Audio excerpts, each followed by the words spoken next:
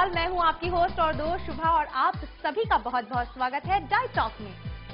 Friends, health is called the wealth को अगर सोच समझ कर यूज किया जाए तो ये जिंदगी भर आपका साथ देती है। So let's take care of this wealth with healthy diet. South Indian dish में एक बहुत ही टेस्टी आइटम होता है, वो है मसाला डोसा। इसे हम ब्रेकफास्ट में ही नहीं बल्कि डिनर और लंच में भी खाते हैं। इसको खाने से हमारे शरीर पर क्या प्रभाव पड़ता है, आइए जानते हैं हमारे एक्सपर्ट से। आज मैं आपको नाश्ते के आइटम्स के बारे में बताऊंगी। सबसे पहले मसाला डोसा के बारे में। मसाला डोसा एक साउथ इंडियन आइटम है जो हम में से कई लोगों को बहुत ज़्यादा पसंद आता है क्योंकि ये बहुत ही टेस्टी रहता है और उसमें पोटैटो की स्टफिंग की जाती है। ये हर रेस्टोरेंट में या हर गली में इजीली अवेलेबल है। साउथ इंडियन आइटम्स में सबसे ज़्यादा फेमस मसाला डोसा है।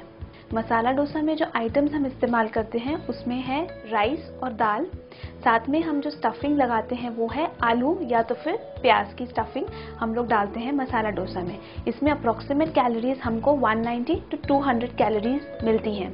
मसाला डोसा जो एक प्रेपरेशन है वो हम डायबिटिक पेशेंट्स को नहीं दे सकते हैं क्योंकि उसमें पोटैटो पड़ता है, लेकिन अगर आप यही मसाला डोसा एक नॉनस्टिक वेसल में बनाएंगे, उसमें कम से कम तेल डाल के बनाएं तो वो बेहतर रहता है। और उसमें स्टफिंग आलू की जगह पे आप सिर्फ प्लेन अनियन की कर सकते हैं या फिर कैरेट डाल सकते हैं एंड मिनिमम ऑयल का इस्तेमाल करना है। मसाला डोसा जब भी आप बनाते हैं तो उसको न्यूट्रिटिव वैल्यू बढ़ाने के लिए सोयाबीन का आटा नहीं तो नाचनी का आटा आप पेस्ट में मिला के इस्तेमाल कर सकते हैं।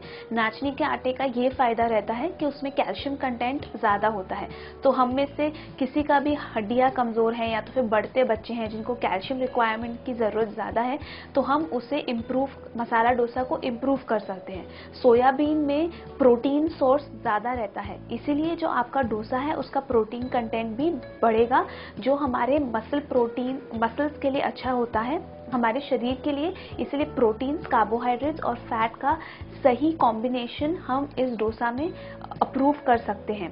जो तेल हम इस्तेमाल करते हैं वो कम से कम इस्तेमाल करना चाहिए ताकि उसकी कैलोरीज हम कम से कम रखें। अगर हम तेल का उपयोग ज़्यादा करेंगे तो उसकी कैलोरीज बढ़ेगी और मोटापा होने के चांसेस बढ़ते हैं। जो तेल हम इस्तेमाल करते हैं हम कॉम्बिनेशन ऑफ ऑयल यूज़ कर सकते हैं, जैसे सिंगदाने के तेल में सनफ्लावर या सफोला ऑयल अगर हम लोग मिक्स करते हैं तो वो हमारे शरीर के कोलेस्ट्रॉल को कंट्रोल में रख सकता है।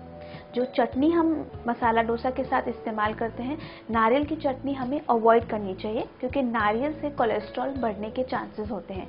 इसके अलावा हम लोग कोथमरी या पुदीने की चटनी इस्तेमाल करें तो बेटर है और साथ में 1 वाटी सांभर हम ले सकते हैं। सांभर को और न्यूट्रिटिव करने के लिए उसमें सब्जियां डाल सकते हैं, जैसे भिंडी है, ड्रमस्टिक्स है, पम्पकिन है, और दाल थोड़ी पतली रखें। उसमें हम जैगरी अवॉइड कर सकते हैं ताकि उसकी कैलोरिक वैल्यू कम से कम रहे।